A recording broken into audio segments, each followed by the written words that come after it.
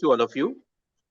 Very good evening to all of you. On behalf of Auditing and Assurance Standard Board of Institute of Chartered Accountant of India, I welcome you all in today's 149th CP program organized by Auditing and Assurance Standard Board of ICI. As we all are aware that we are organizing various webinars on various auditing standard as well as the auditing aspects. So today we are going to cover auto ancillary industry. And in order to tackle this very important webinar, we are having with us CA Gulshan Grover ji. So on behalf of WSB of ICI, I extend my warm welcome to you, Gulshan ji. Namaste and welcome to you in this WSB webinar. And we are also having with us Madam Prachi Gupta ji as a moderator for today's webinar. So I also welcome Prachi Gupta ji in today's webinar. So I request Prachi ji to please start the deliberation and please start the proceedings of today's webinar. Over to you, Prachi Madam, please. Thank you, sir.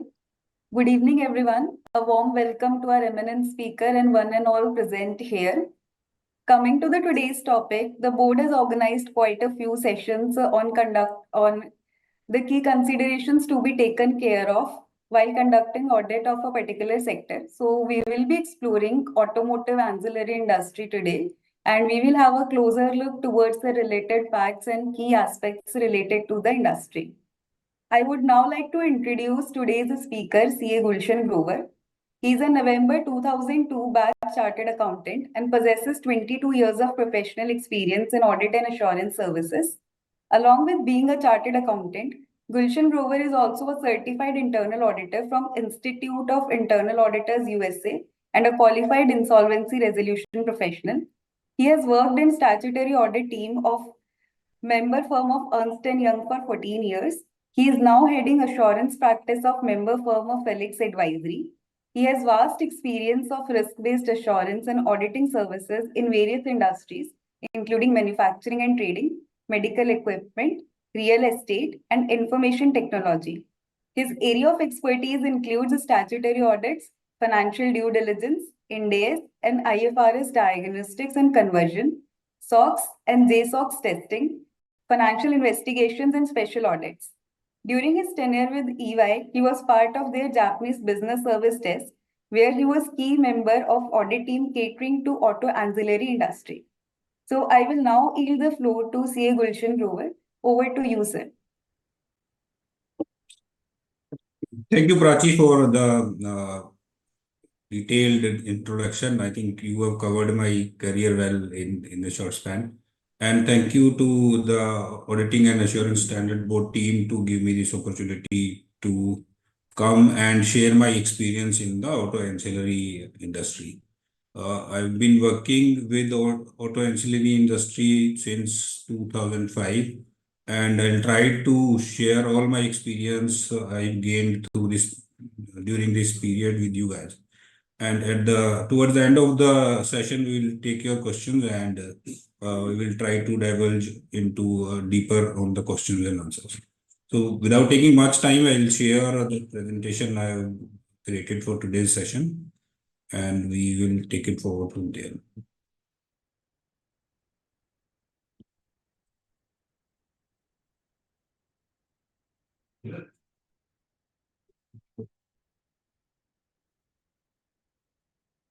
Raji, can you confirm my presentation is visible?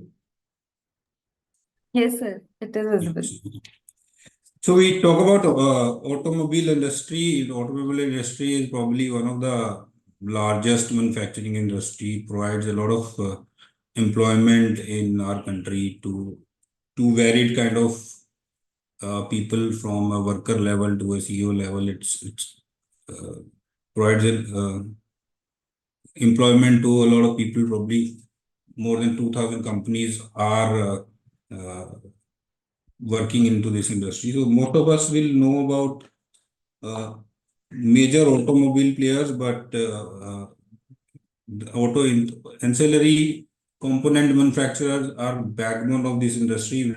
Without them, this industry cannot function. Most of the original equipment manufacturer whose brands we know, they outsource manufacturing of components and parts to this auto ancillary industry. So if I talk about automobile sector size, 23-24, probably 2.84 crore vehicles were manufactured in India. out of which approximately 45 vehicles were exported. Rest of them were sold within India. This is still largely two-wheeler dominated industry. Lot of motorcycles and scooters are being manufactured now. EV two-wheelers coming into picture. That size probably is going to not reducing for the time being. I think till last few years, this industry was primarily dominated by foreign players. A lot of foreign players are presently in India, but in past couple of years, maybe 3 to 4 years, some domestic names have also started coming up, likes of Tatas and Mahindras, which were not that predominant in this industry till maybe COVID times. Before COVID, we used to hear mostly foreign players dominating this industry. So coming to auto ancillary industry, as any other manufacturing industry, is a capital intensive. Most of the audit risks which are associated with the manufacturing industry will be applicable to this industry also. Probably will not talk about all those risks, audit risks or audit considerations today. We'll try to deep dive into few areas which are very typical and particular to auto ancillary industry. We'll cover revenues. Revenues is generally a high risk factor. We'll cover inventories. Inventory is a significant portion of the assets in this industry. Income taxes, as I said, there are a lot of foreign players dominating this industry, and they're present in this industry. So transfer pricing adjustment becomes many times a key area. Impairment of asset, there are a couple of specific areas or considerations in this industry which are typical to this. We'll talk about that. Again, relating to tools and molds, there is a particular practice followed in this industry which is generally not seen in other industries. We'll talk about that. And then we will also talk about warranties, loyalty programs, and dealer incentives. So dealer incentives is something which may not be only related to this industry. You can see in some other industries also, like white good industries, say domestic appliances and all. But there are some key specific risks and considerations which are related to this industry. We'll talk about that. We'll start with revenue. As I said, revenue is generally considered to be a significant risk in audit. It's one of the major or say largest number we see on the statement of profit and loss. If we talk about auditing standards, SA 240, which talks about auditors' responsibility on fraud in an audit of financial statements, specifically guides or say mandates that whenever an auditor is assessing risk of fraud, there has to be a presumption that there will be a fraud risk related to revenue recognition. So that itself gives provides that revenue, how important is revenue in any recognition in any audit engagement. So SA 240 says that if the auditors believe that revenue recognition is not a fraud, they need to specifically document reasons for that. And that provides emphasis that how important is auditing around revenue in any audit. Again, the key audit matters is one more area which can probably guide us that which are the key areas in a particular audit. If we look at 2023-24 financial statements of top 30 listed auto ancillary industries, out of that 17 audit reports contain key audit matter related to revenue recognition due to different reasons, which is followed by evaluation of impairment in investment, generally in subsidiary or JVs or in brands. As far as impairment is concerned, which I don't think there can be any there is any specific key area related to auto ancillary industry. So we'll more talk about revenue recognition here. So in this industry, so Auto ancillary is also a component manufacturers will interchangeably use these words, component manufacturer and auto ancillary industry during our session.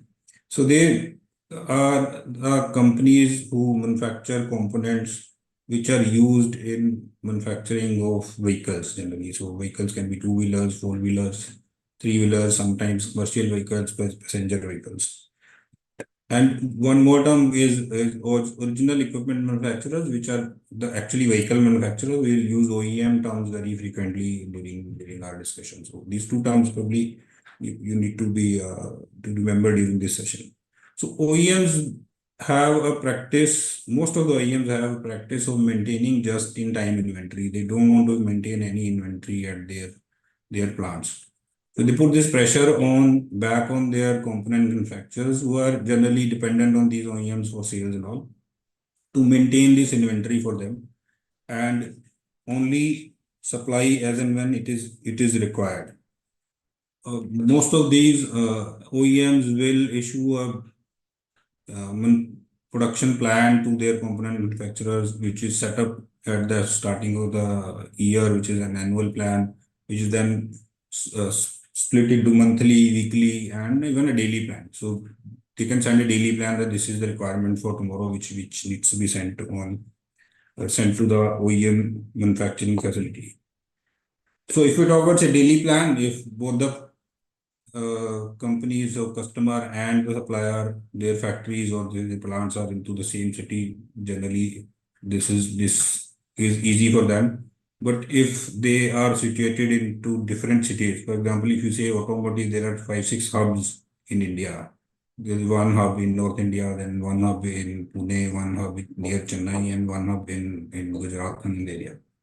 So say if a component manufacturer has its manufacturing facility in northern India and the equipment manufacturer wants the parts in Gujarat, it is very difficult to maintain these daily requirements. So what they need to do is they need to store this inventory near the plant of the original OEMs. So generally, third-party warehouses mushroom around these OEM plants who manage inventory of all these component manufacturers. So component manufacturers have built the inventory, sent it to the third-party warehouse, but it is still lying with the warehouse till the time OEM picks it from there. And this results into testing of cutoff procedures related to revenue recognition, very cumbersome work. So need to do a detailed work, verification of that. Because it is not only the year-end shipments which may be lying there. So as I said, there are production plans. Those plans can change also. So sometimes it happens that component manufacturer shipped some goods, say, in the month of January for a particular production plan, but the OEM changed the plan and did not pick up all the components, and they're still lying with the third-party warehouse. So what will happen? So auditor will have to see whether whatever shipped from the plant to third-party warehouse is actually received by the customer or not. And this is a common practice that till the time the customer OEMs do not receive the goods, the sales is not considered to be completed. So it becomes very imperative to test cutoff not only the sales near the year end, or maybe they need to go beyond that also. So how we can do that? Most of these OEMs have their own portals which they have developed, where most of all of their suppliers can go and check invoice wise what material they have received, how much quantity they accepted, how much quantity they rejected. So these portals become very important in testing test of controls here related to component sales.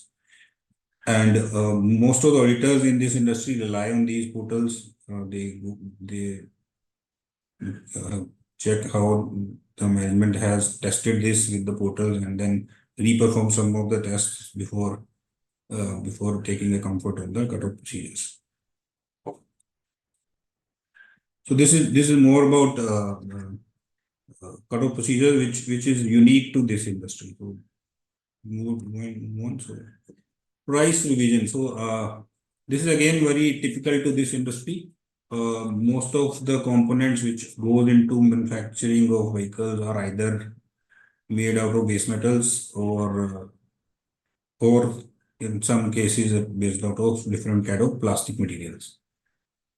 Base metals like aluminum, zinc, brass, and their prices are dependent on global economic scenarios. They keep on changing. They can go up, go down. Similarly, plastic prices are largely dependent on crude oil prices, which can go and up and down. So prices of the raw material of this component manufacturers keep on fluctuating. It can go up, go down. So what happens is the pricing of the component between the component manufacturer and OEM is decided based on a bill of material, how much quantity of which raw material is being used, what should be the overheads, what should be the profit and profit component, and accordingly these prices are settled. And there is a very typical practice that these prices are reset based on the change in these commodity prices. On top of that, if there are some imported material is being used, foreign exchange fluctuation also plays a very critical role then, because the input cost of the component manufacturer can change because of the forex USD to INR rates fluctuation also. So that also comes into picture. So these prices are reset retrospectively, generally, or on a quarterly basis. And then at the year end, either for the last quarter or sometimes if the fluctuations during the year are so high that it can be reset even from the beginning of the year. So it becomes slightly difficult, or not slightly, it becomes difficult to test these debit notes, credit notes, which are being issued due to these price revisions, because it price for each part by each OEM will be revisited and revised. So auditors probably need to test controls around that, how these prices are being agreed, how the underlying transactions are being calculated, value of those transactions are being calculated, because this can be so voluminous that it may not be possible to check 100% of these revisions. So auditors may have to rely on the test of controls more than test of details, and then they can also check, perform substantive procedures around the year-end price changes. And sometimes these price changes happen even after the year end.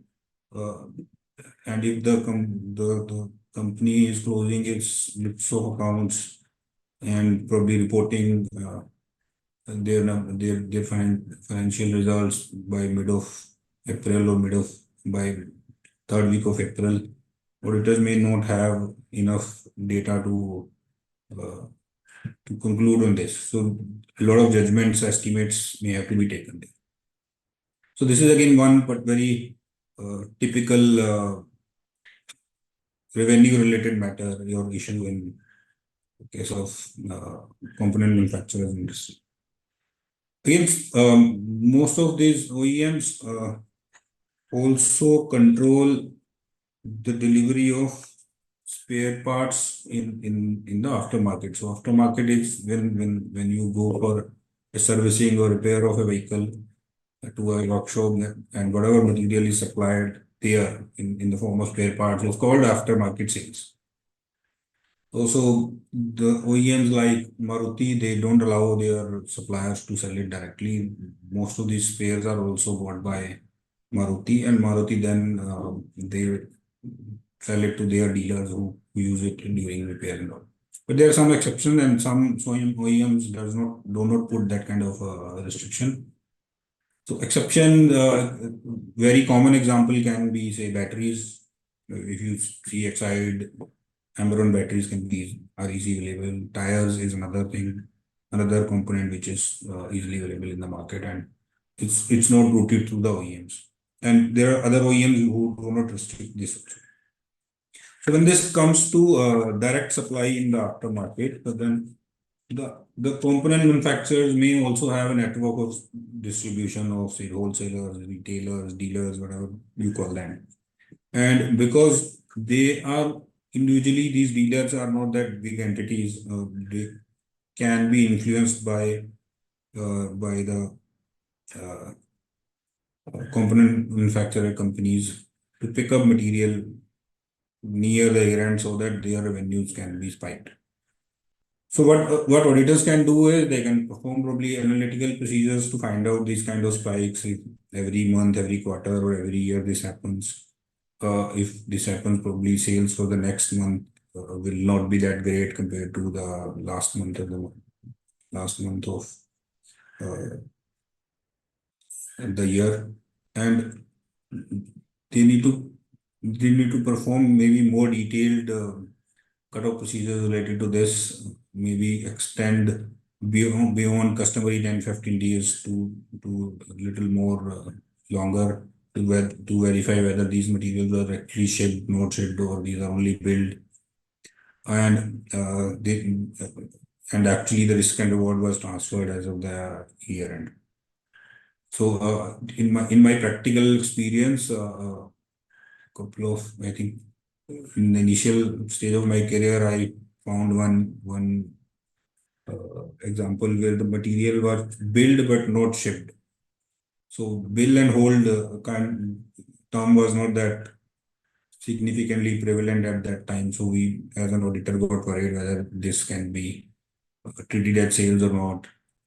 But we were convinced by the management, okay, these are the orders by the customers. They have asked us to keep this material with them in their warehouse.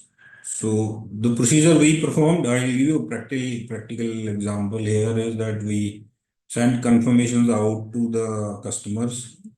Okay, most of those customers return those confirmation with the acceptance of the balance, including the sales which were not shipped, which gave us comfort that okay, the customers have accepted these goods. Probably what the management is representing to us is that even the customers have asked them to keep the goods with them, even if it's been sold to them. So we perform these kind of procedures, and we also perform that those goods were actually shipped very near to the after the year end, and after performing those procedures, we were somehow we were convinced that this can be sales. But it can be other way around also. The customers have not ordered, but the sales invoices have still been generated just despite the sales. So need to be very careful, very while testing these procedures, and there cannot be a standard kind of procedure which can be say listed down that okay, if you perform these four, the second procedure will depend on the result of the first, third will depend on the result of the second, that what kind of results you are getting. So it can be very tricky to test this kind of cutoff. Then in the similar aftermarket situation, these component manufacturers will come up with a lot of trade and cash discounts.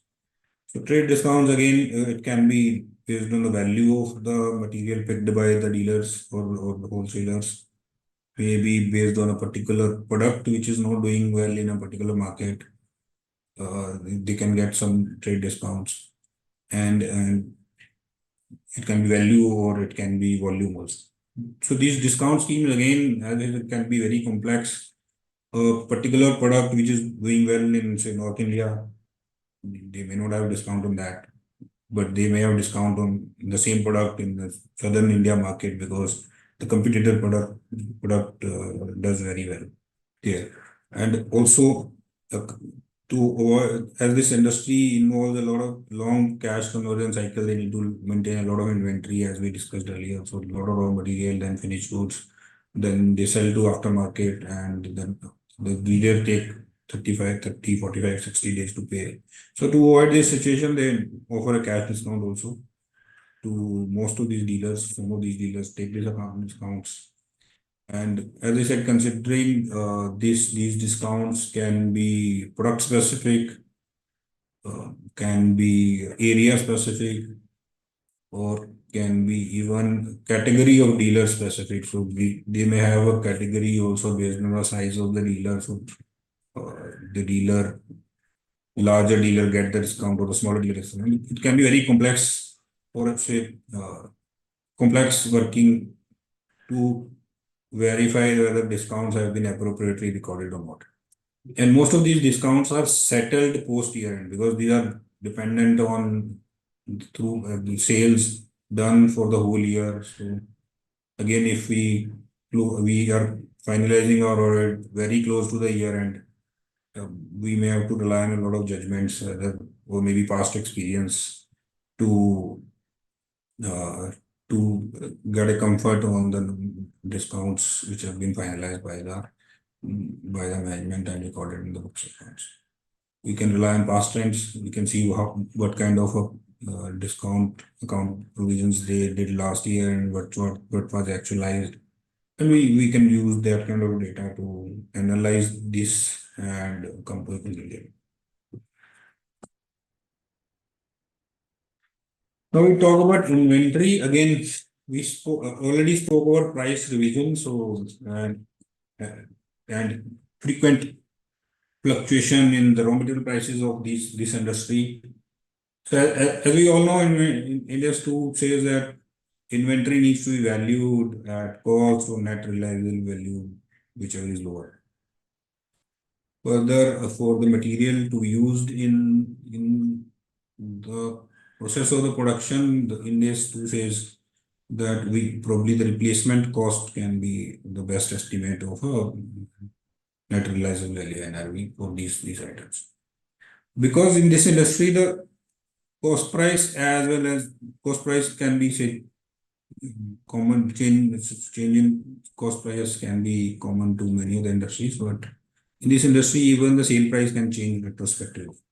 So sometimes it becomes difficult and tricky to evaluate the net realizable value. Whether you use the current price, whether you use, if you don't have a revised price as in the year end, how do you estimate that this price will not change? Or and if it is revised post year end, whether you use that price or the year end price. So generally, as a practice, whatever is price agreed as on year end should be used for this. But in some rare circumstances, the auditor may think that the fluctuation is so much that if we use price post which is agreed retrospectively, but after the year end is the will show the true and fair picture of cost of sales NRV. So these can be some tricky situations in inventory valuation because of the price revisions, which are very prevalent in this industry.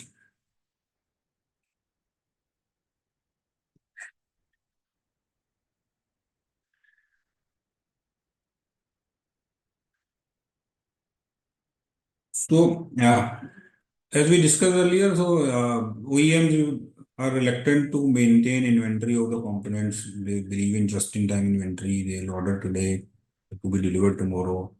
So, in these circumstances, the component manufacturers need to maintain a lot of inventory, and they are many times under contractual arrangements with the OEMs to maintain inventory, so which can be supplied on a short notice kind of scenario. But sometimes these production plans will change. They are maintaining inventory, but there are no orders for that inventory because the OEM has changed the production plan. The model for which this component was manufactured, it is not being produced by the OEM, so there is no orders or something like that. So this can pile up sometimes, and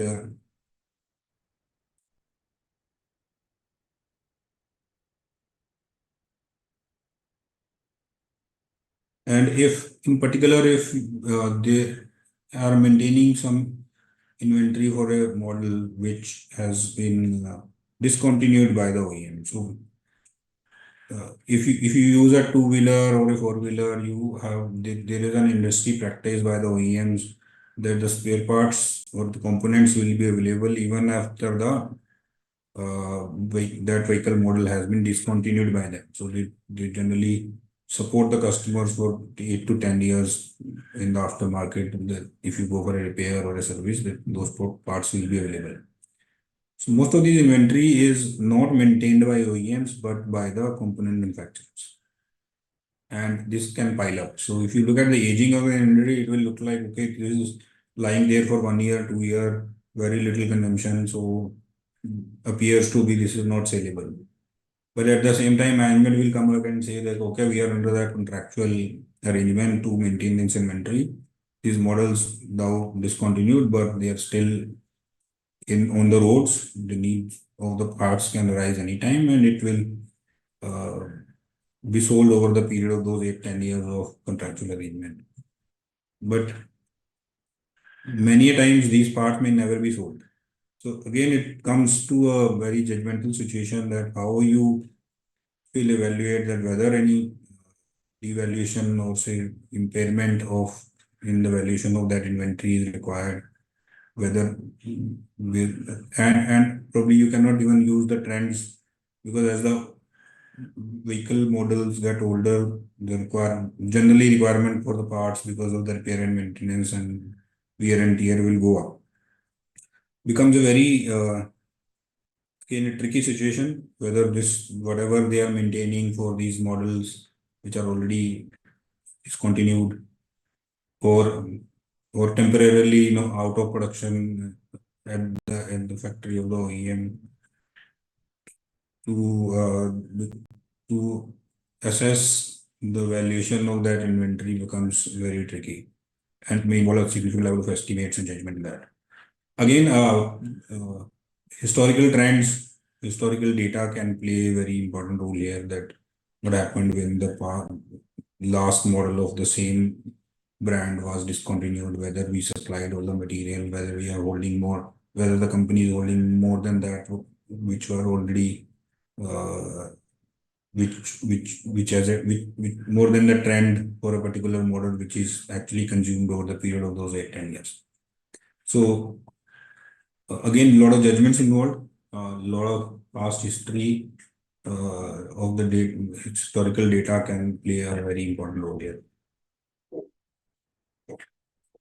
Scrap is another very important piece of inventory in auto ancillary industry. So as we discussed, most of the raw material for this industry is base metals, steel, aluminum, copper, and most of these industries are into die casting industry where a metal is melted, put it into a mold, given a shape, and then do some machining to bring it as a part or as a component which can be used.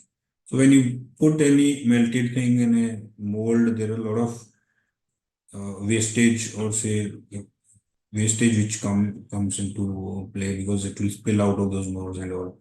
Some of these metals can be remelted, reused, and remolded, but many of these will go as scraps. Another important thing is because these are base metals, easily can be melted in a smaller workshop or something like that, or in the same shape easily can be sold in a scrap market. Steel, aluminum, copper are generally in high demand. So it becomes very prone to misappropriation and fraud. So that is why scrap becomes an important part of inventory in this industry. So what an auditor can do is that auditor can design and test controls around scrap creation, recording, and selling of the same. Auditor can also bring in his or her experience from different clients in the same industry or maybe different manufacturing industries which are into similar die casting or similar machining processes, that what kind of a percentage of scrap will be generated, whether the company is generating more or less. These kind of analysis can give you an idea or say which can indicate around whether actually there is some misappropriation or fraud is happening. So these can be indications only, nothing can be, but if you get some indications, then you can plan more robust procedures to identify whether actually there is a fraud happening or something like that. And also, if scrap is very material in a particular company, then the auditor can also include the physical verification of scrap as well, while performing the year-end or a quarter-end physical verification of the overall inventory. These are some procedures which can be done to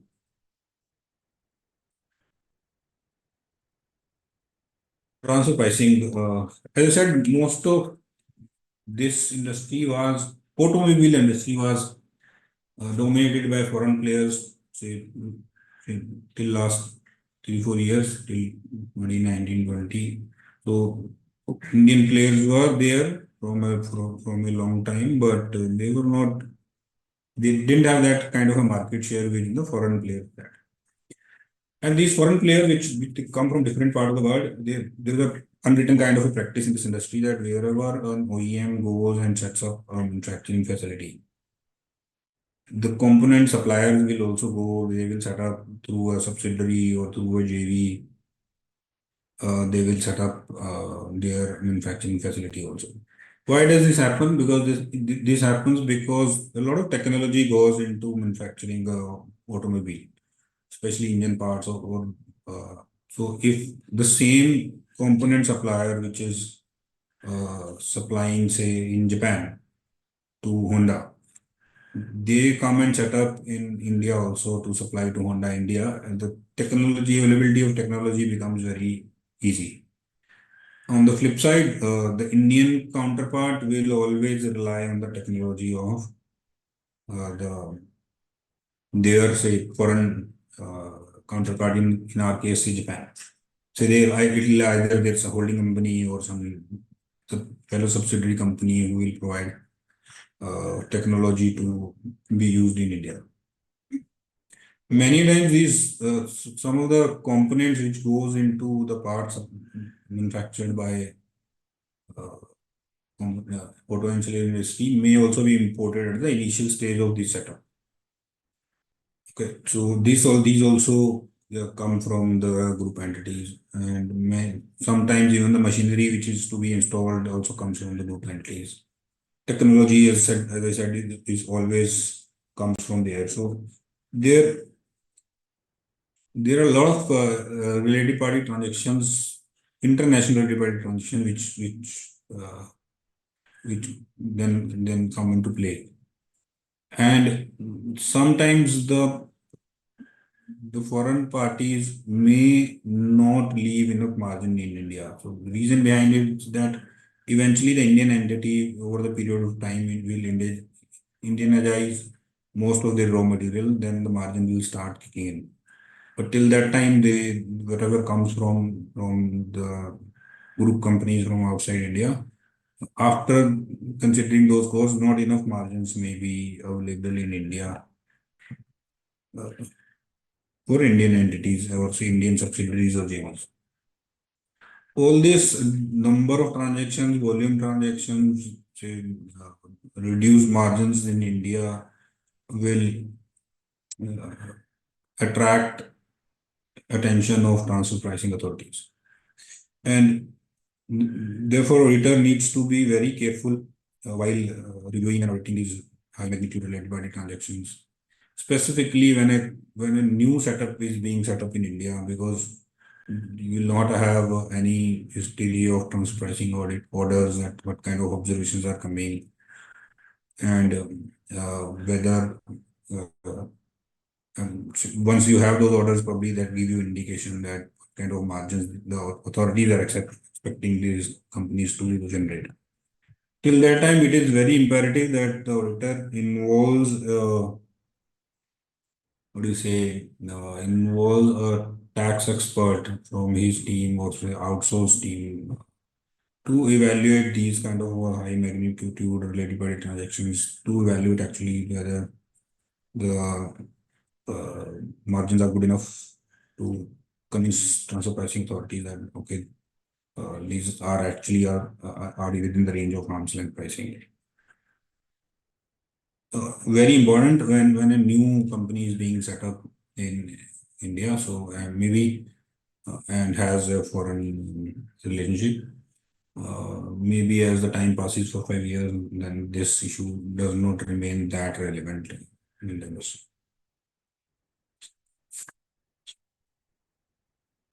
So this is again very typical issue which is related to auto ancillaries.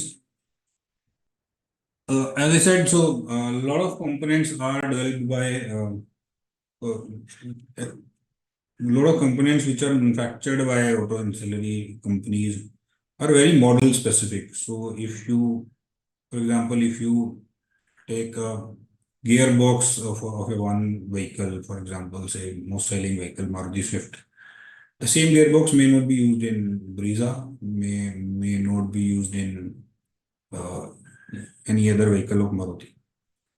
Right? So this results in a lot of heavy uh, investment in the tools and molds which are required to manufacture these components.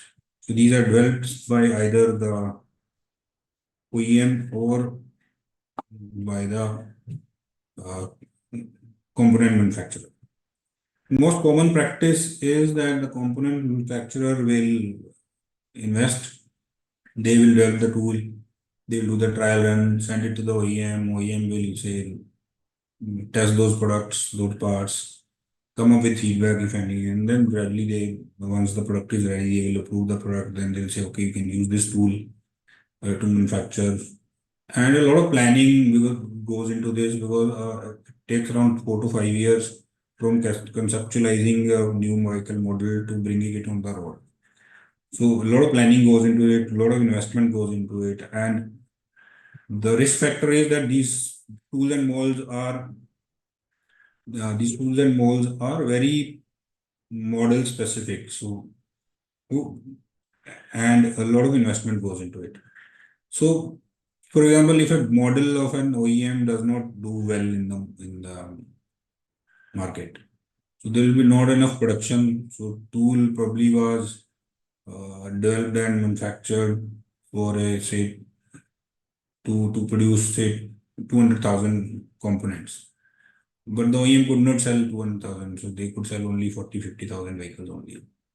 So the tool is not used to, to its full capacity. And if the vehicle is not selling and and, and on top of that, sometimes what happens, the tool is still just developed and the OEM decides to discontinue the model. So tool was used for say manufacturing only 200,000 pieces. Still a life of 180,000 pieces is left and the manufacturer decides, okay, we are not going to sell this model anymore and we are going to stop this model. So there are two practices which are followed. Three practices, I'll say. First is that the component manufacturer invests in this tool. It is their tool, and pricing is decided while calculating what investment has gone into tool, plus uh, other than the raw material or say conversion cost and all. Practice two is that they develop the tool, they do all the efforts and everything, and once the tool is ready, when the component manufactured by that tool is approved by the OEM, then the OEM reimburses the cost and the tool is sold to the OEM. It is still used by component manufacturer, but OEM pays the cost and it becomes their asset, still lies with the component. And they use it to produce parts or components for the OEMs. Third practice is it remains the property of the component manufacturer. The OEM says, okay, we'll reimburse you this cost, but we'll not pay you anything upfront. You add a portion of this cost to the sale price of the component being manufactured from this particular tool. So sale price is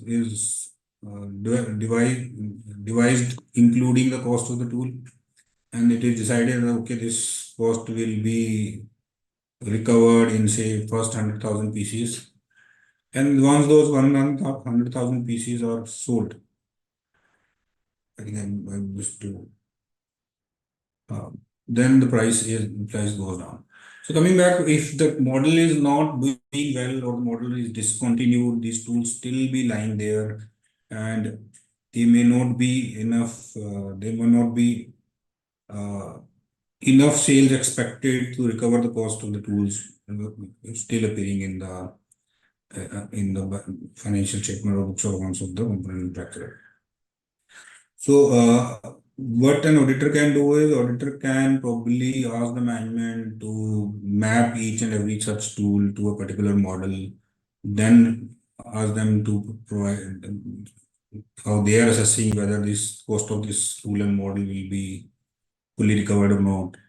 Review the sale of the model being model for which the component is being manufactured using a particular tool, and then make a judgmental call that whether uh, total cost will be recovered or not. These are the few steps which can be done, and some of this data the auditor can ask the management to provide it, and some of the data is available on public platforms. So if you go to SIAM, so Society of Indian Automotive Manufacturers, they release the data every month that what kind of vehicles are manufactured. The data can also be used. You need to do a lot of analytical and to a lot of correlation between different data to assess whether this a particular mold is or a tool requires an impairment or not. Yeah, so as we discussed earlier, so a lot of foreign players play in this market. We also discussed that initially the Indian say company of the group, say, or Indian subsidiary of the group may not have enough margins. Raw material also comes from group companies. Machines also comes from group companies. Still, they don't have enough margins, so there is a very peculiar situation which can arise is, which I've seen in many of the auto ancillary companies, is that they're not able to recover their input tax credit.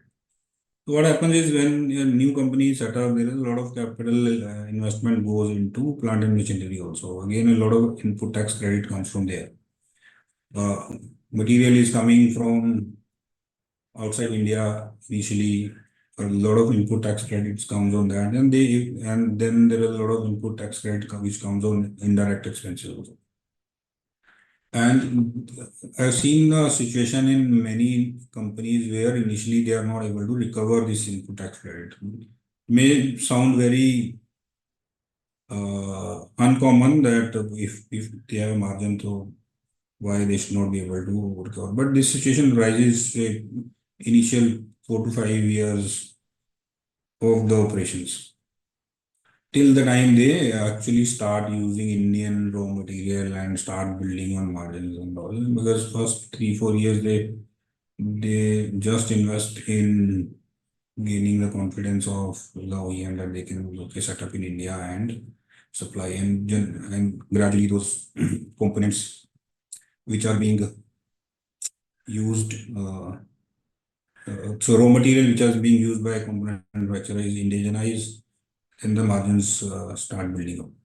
So this is a very peculiar situation. So and how we can identify this situation? Probably we will not be able to, and as an auditor, will not be able to identify this in first 1 or 2 years of the start of the business. But if you see for say 3 to 4 years, every year you see that this ITC credit lying on the balance sheet, the number is increasing rather than reducing. Ideally, if a company has a good gross margin, they should be paying indirect taxes on the after setting of this ITC. But if you see that, okay, initially you may believe that, okay, this is because of the huge capital expenditure which has been done for first year or two. And then third year, you may start realizing, okay, this is not actually being utilized. And maybe fourth or fifth year, you will actually be able to make a view that this is not being utilized. If we talk about law does not permit, there does not restrict utilization of this credit. There is no time limit, unlike brought forward losses or depreciation in income tax, where we have some time limit in some cases. But here there is no time limit in indirect tax laws. So the managements counter argument can be okay because there is no time limit. These amounts will actually be recovered sooner or later. But considering the current scenario, as an auditor, you may not be able to conclude that okay, these will be recovered. So when the indigenization will happen, when the margins will be built in the sales price, you as of today you may not know that. So need to take a very judgmental call on this. That what are the management's plan? So we can also see what were the management's plan uh, to indigenize the raw material, whether they have been working on those plans or they were lagging behind those plans. If they are meeting those plans, and then according to the future plan, when management believes that these balances will start recovering. If as an auditor you are still not convinced and you cannot see a reversal happening or say utilization happening in next 3 to 4 years, there is no visibility. You may have to think about modifying your audit report also. So in my career, I have done this in 3 4 companies where we had to modify the audit report on recoverability of input tax credit because there was no visibility when the margins will be built up, when this trend will start reversing and these amounts will start recovering. But that's an extreme case. Most of the times, management is through their plans and future plans, they are able to showcase that okay, in a near future or say 4 to 5 years, this will start recovering. And there is no time limit, so there should not be any concern around this. So very particular to this industry. I have not seen this in any other industry. Again, coming to tools and molds, specific to this, we discussed in detail that how the tools and molds are very model specific. Model may do good, may not do good, and sometimes the cost is borne by the component manufacturer. Sometimes the cost is borne by the OEMs. Again, OEMs have 2 ways to bear this cost. They can pay upfront and buy the mold and ask the component manufacturer to use it for the production of parts to be used by OEMs. And it can be also built in the sales price, where the sales price is higher for a particular quantity and then it comes down. So this is a very peculiar situation where we need to assess whether if these molds are of a high value, whether this actually contains a lease or something like that. Becomes a very difficult situation to judge whether component manufacturer is getting the substantial economic benefit out of this, or the OEM is getting the substantial benefit. Specifically in the third situation, where the tool is still in the books of the component manufacturer because it's not being sold upfront to the OEM.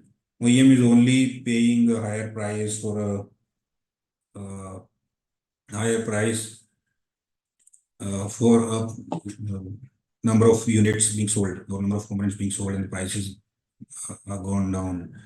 And many times these tools can be used only for a particular OEM. As I said, the product or the part used in one model may not be used in a different model of the same OEM. Using it for a different OEM, say Maruti's part being used in Honda or Toyota is very seldom. So becomes very tricky to assess whether the tool economic benefit from tool is of the OEMs or of the component manufacturers. And if we go by India's 116, it says it gives us two conditions, that the customer, if it has right to obtain substantially all economic benefits of use of the identifier assets, and the right to direct the use of the identifier asset. So if we talk about first thing, so as I said, difficult. Most of all the components being manufactured using this tool are going to a particular OEM. OEM has directed that you can use it only for the components to be manufactured and supplied to a particular OEM. You cannot supply to other customers. So there can be a situation where we end up concluding that this is actually a lease to the OEM. Even if we have won the cost, it is still lying in our books. So we may have to use the lease accounting. On the other hand, most of the component account manufacturer also have outsourced job work done. So again, the situation is flipped in that case. The job worker will manufacture for the component manufacturer only. The tool will be used for the company only. The use of that tool cannot be sold to anyone else. And similar situation of compensating through a higher sale price can be there or can be upfront compensation by the company. So it becomes very tricky and because of this, now seeing this trend is changing most of the time. Now OEM will they'll get this tested once they are okay with that, fine with the outcome product of the tool. They will buy it from the OEM and buy it from the component manufacturer and give it to them for use for the OEMs, production for the OEMs. But if still this third scenario is used where the tool is still with the component manufacturer, OEM is using it, we in some cases may conclude that actually it is OEM's assets lying in the books of component manufacturer. Very tricky situation can happen.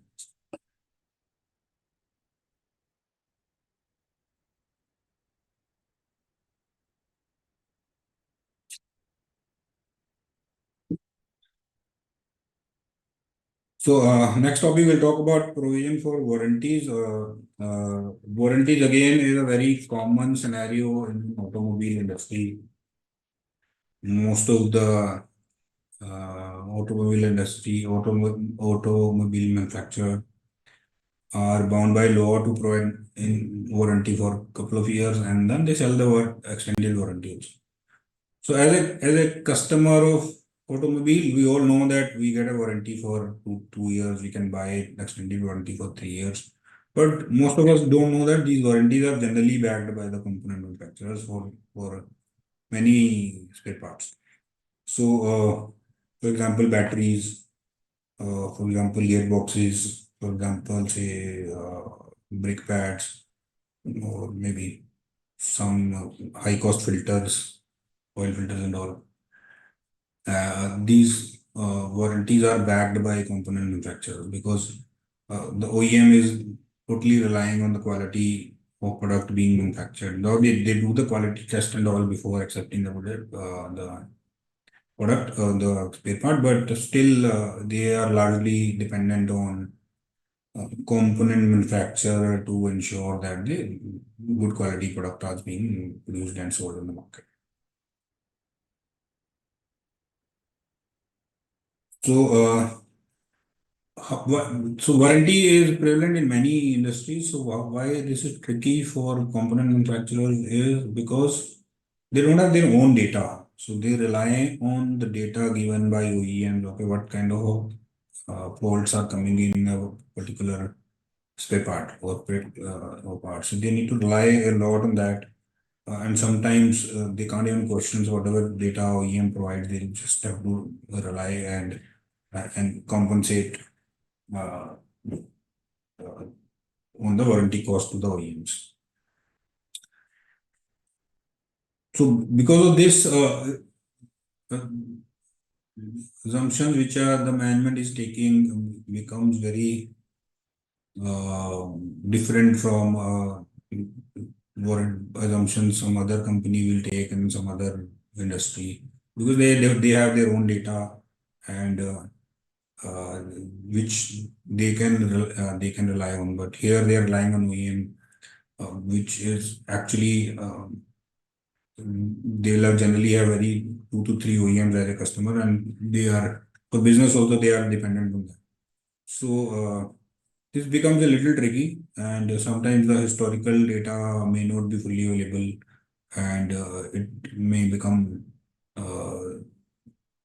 bring in a lot of judgments to actually evaluate what should be a warranty provision in auto ancillary industry. If this becomes too tricky and too, what do you say, complex, the auditor may decide to use or maybe ask management to use an expert to estimate the warranty provisions, or even if they are not satisfied, even then they may hire an independent expert themselves to assess value of the provision, warranty provision. So needless to say, as an auditor, we are involving an auditor's expert. We need to take care of directions given by SA 620 using the word of an auditor's expert. So we need to evaluate the competency and experience of the expert before we invalidate. So warranty as such in any industry is a little complex topic compared to others. But in auto component manufacturer, it becomes a little more complex because availability of historical data is slightly different.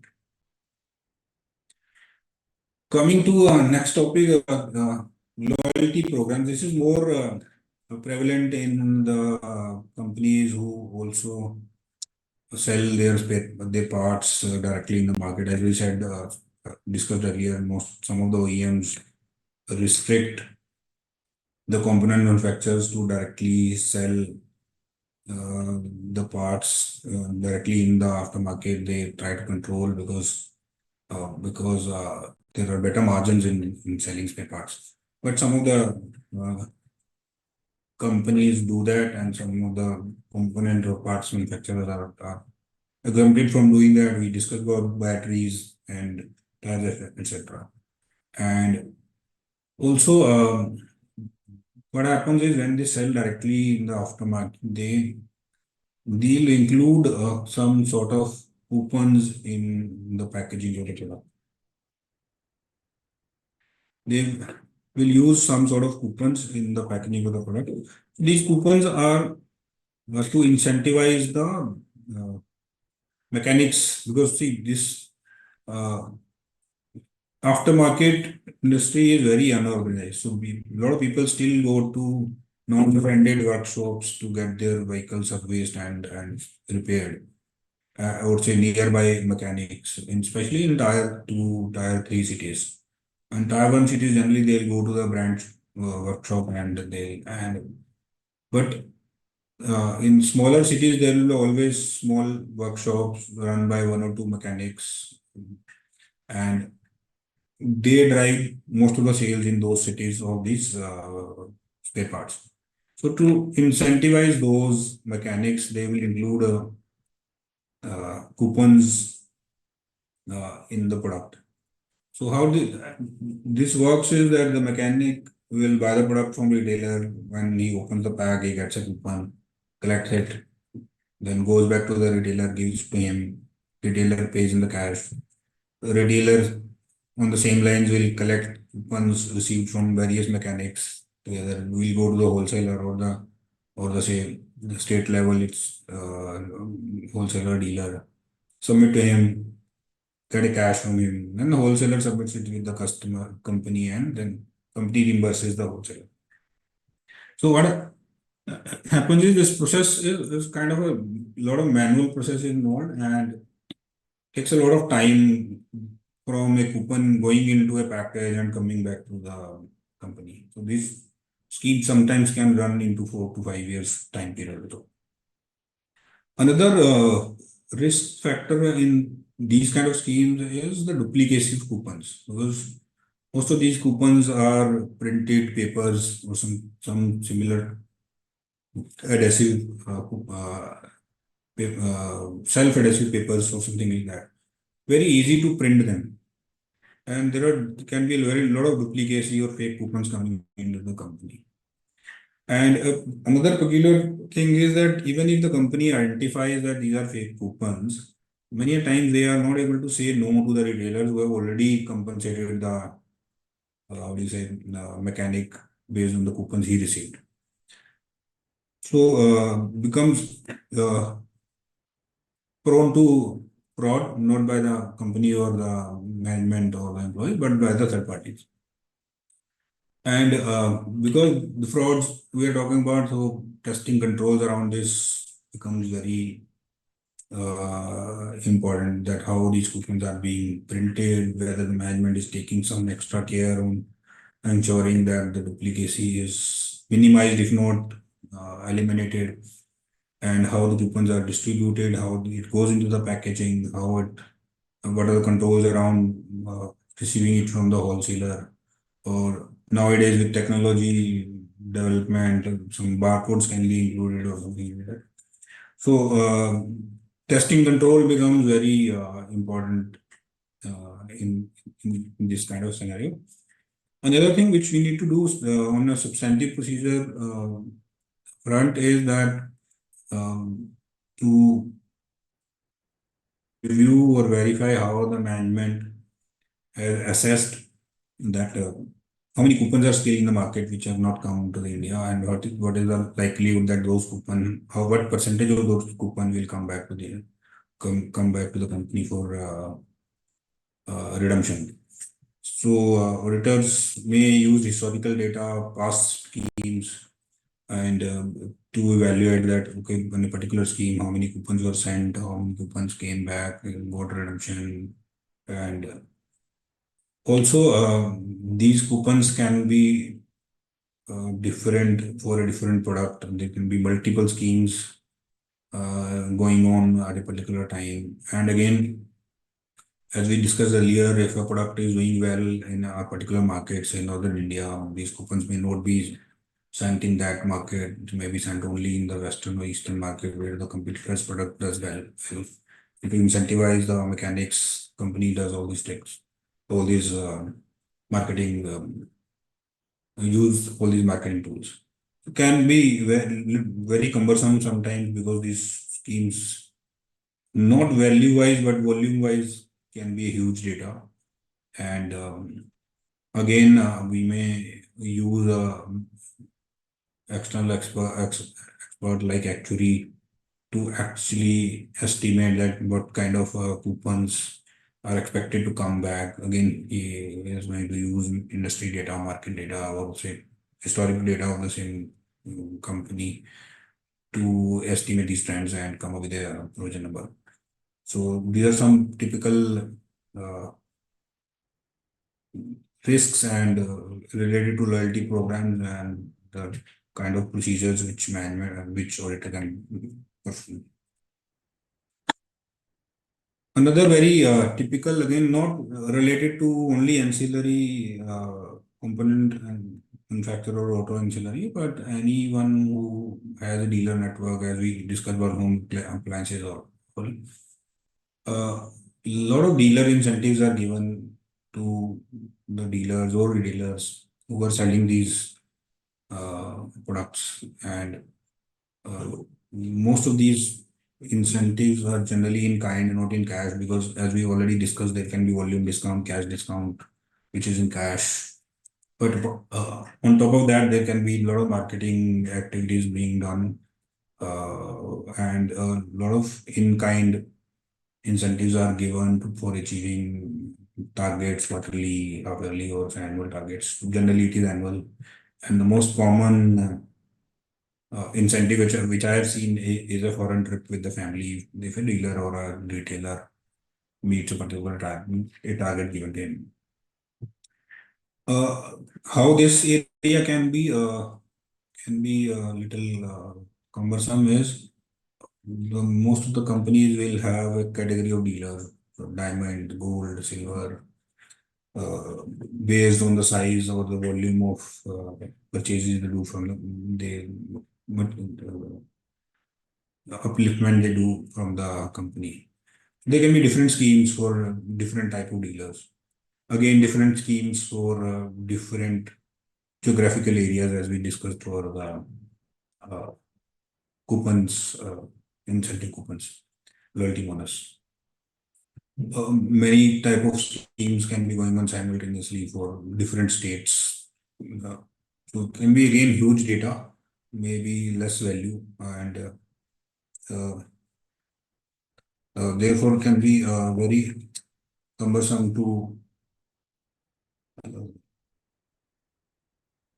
assess and estimate what should be a kind of a provision which the company should carry as a balance sheet date for these kind of incentives. One more key aspect is this: most of these incentives, dealer incentives, are settled after the year because the schemes are generally for the year. Okay, you do this much sales, you get this, you achieve this level, you get another thing, another in-kind incentive.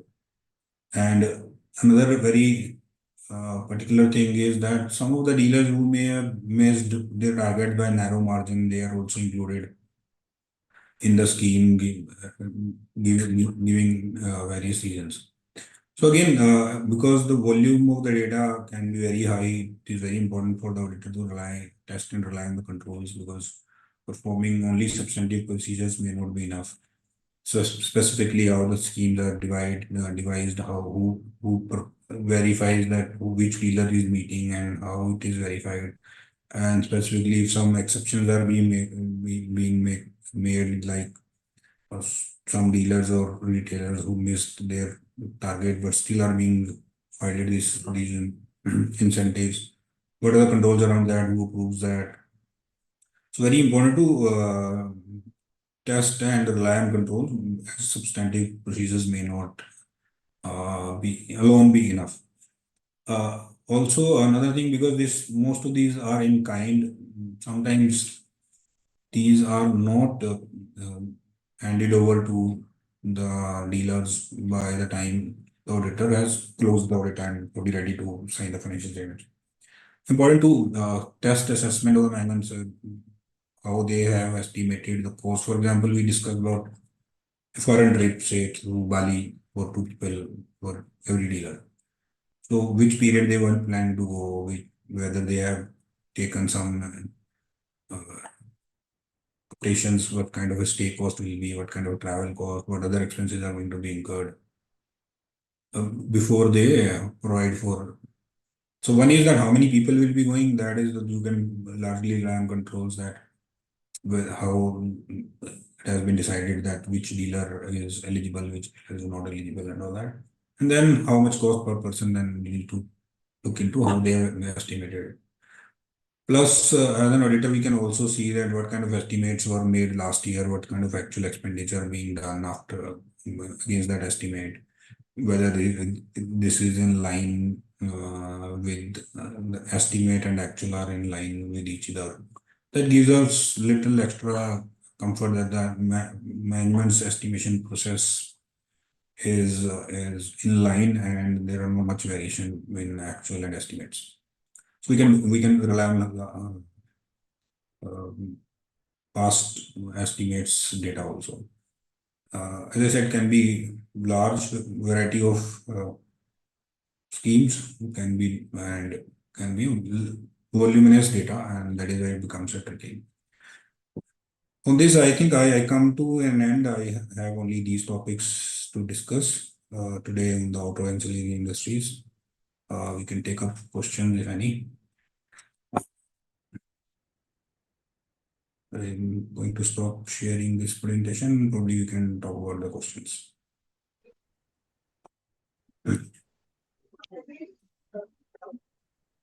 Thank you so much, sir, for such a wonderful deliberation. Prachi madam, if you are having certain questions, you may please ask from the speaker. Yes. So, Prachi madam, you are there. yes, sir. Hope I am audible. Yes, Prachi, I can hear you clearly. Yes. Yes, if you are having certain question, you may please raise from the. Yes. So first of all, I would like to thank you, sir, for giving us a great session. And the PPT was really descriptive and covered all the aspects related to the industries. So I have a few questions related to this. And I request you to kindly help us on this set of questions. So first question is there any possibility of having barter transactions in this kind of industry, and how the auditor is supposed to address the such kind of transactions? So, in my experience, I have never seen any kind of a barter transaction. I'm not sure what kind of barter transaction the question, whoever asked this question is referring to. But I have not seen any barter transaction. No? Generally, it is for cash only. So, and only thing what I've seen is that these component manufacturers, as I mentioned during the session, also that they carry a relationship with the OEM across the globe. So wherever the OEM goes, they will go with him with the company and set up their subsidiary JV to support. And the OEM also prefers that because the share of technology becomes easier. But I have not seen any barter transactions in this industry. Okay. So next question is, what procedures can be performed to ensure arm's length transaction? As the PPT also stated that there might be a large magnitude of related party transactions. So what audit procedures are required to be performed from the auditor's side in this case? Uh, So, arm's length transaction is generally what can be done is you can probably bring in a tax expert who is expert into transfer pricing I'll not say assessments, but yeah, evaluating related party transactions from a transfer pricing perspective. A lot of databases are available in the market where you can pull out uh, margins being charged by similar companies in similar industry to their group companies and all. You can compare that. But it is always advisable to have that tax expert who does it in, day out. Uh, these evaluation of these transactions because they have a better idea of this. I'm not saying as an auditor we cannot do it. We can also pull out the data, compare the data with the different companies of same industry, similar size, to evaluate whether there is any risk that the transactions are not being done on an arm's length price with the related parties. And if a company is slightly older, then probably you will have some orders coming in from the income tax authorities, and you can review them whether they are raising any questions on the uh, transfer pricing matter or not, and if yes, what kind of margins they are saying the industry has. And if you have any that kind of order, it becomes even more imperative to engage a tax expert to evaluate the related transactions. Yes. So next question is regarding the valuation of inventory. So it is for valuation and physical verification of work in progress and factory floor. So what are the ideal procedures that can be performed for the valuation of WIP? So see, for the evaluation of WIP, it is very important you understand the manufacturing process. So a component can go through maybe 10 sub steps to reach from a raw material to a finished goods. So it is very important that as an audit team, the team understand that, okay, how many sub processes are there, so that when they go and physically verify, they can also note down that at what stage of the processing or say manufacturing they noted this, uh, they actually verified this particular item. And based on that, if you have that data, then when you value, so most cumbersome thing or complex thing in WIP verification is overhead loading, which can be based on man hours or say machine hours. Then every management can use a different methodology to loading overhead on WIP. And if you have that understanding of the process, how many steps we are taking or how many sub processing we are doing, then you'll be able to verify on a test basis that okay, this WIP is after completion of fourth process and sixth processes are still remaining this much time as per the production module it takes.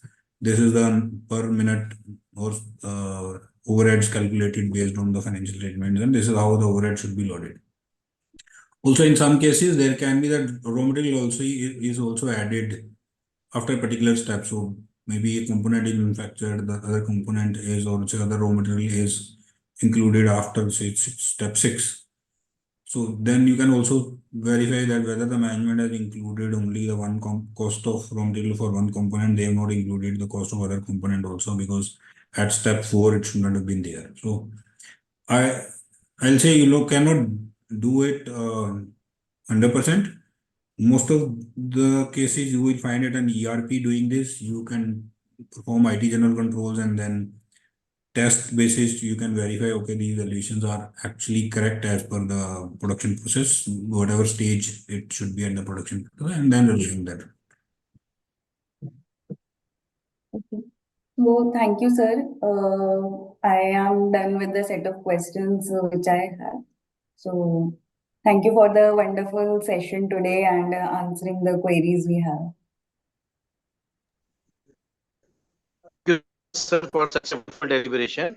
You have justified with your presentation, and you have enlightened all the intricacies relating to the key audit consideration in the audit of automotive sector. So thank you so much on behalf of WSB of ICI for sparing your valuable time and enlighten all of our members relating to automotive ancillary automotive industry. Thank you so much, Gulshan sir. Thank you so much, Prachi ma'am, for wonderfully coordinating this webinar. So on behalf of WSB, I extend my heartiest thanks once again to learned speaker as well as the moderator of the webinar. Thank you so much, sir. Thank you so much, madam. Thank you, sir. Nidhi, for giving Thank the you for the opportunity. Thank time. you very much. Thank you. Thank you.